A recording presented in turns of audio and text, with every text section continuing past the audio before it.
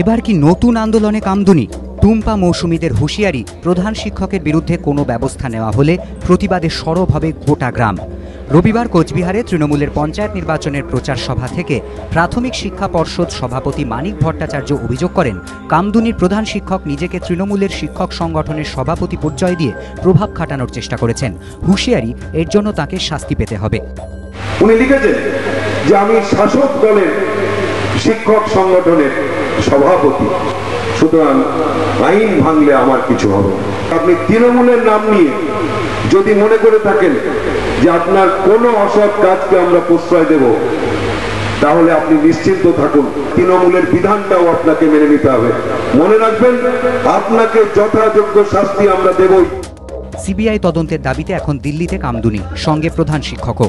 পর্ষদ সভাপতির অভিযোগ ও হুঁশিয়ারির প্রেক্ষিতে তিনি জানিয়েছেন, রাষ্ট্রপতির কাছে এসেছেন বলেই এই হুমকি, যে কোনো শাস্তির জন্য প্রস্তুত। এই আশাটাই মনে হচ্ছে এক কারণ, মানে যেহেতু আমি এখানে এসেছি, সঙ্গে সঙ্গে এই নিউজটা তারা ওখানে করে দিল এবং এতদিন চুপ থাকার পরে আমি রিপ্লাইটা নিশ্চয়ই দিয়েছি, প্রায় 15 দিন থেকে 1 মাস হয়ে গেছে। তা সেই রিপ্লাইয়ের জবাব ঠিক আমি রাষ্ট্রপতির কাছে এসছি সঙ্গে সঙ্গে কি হতে পারে? নিশ্চয়ই না, এর মধ্যে অন্য কজ আছে। কাজে আমার প্যারেন্ট বডি, উনি যা খুশি করতে পারেন, আমি আমারটা দেখে নেব। প্রধান শিক্ষকের দাবি, তার সংগঠন পুরোপুরি অরাজনৈতিক।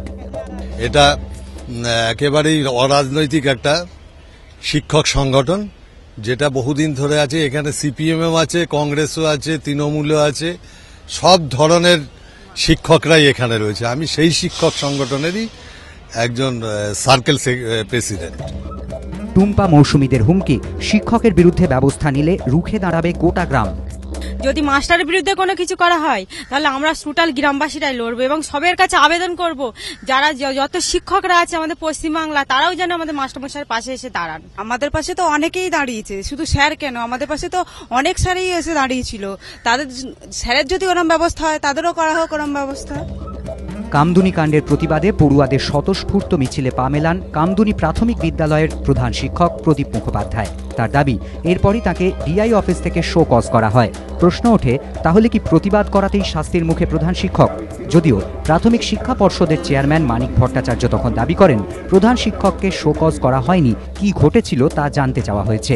সেই পর্ষদ সভাপতির অভিযোগে এবার নয়া বিতর্ক। বিজেন্দ্র সিংহ, এবিপি আনন্দ, নয়াদিল্লি।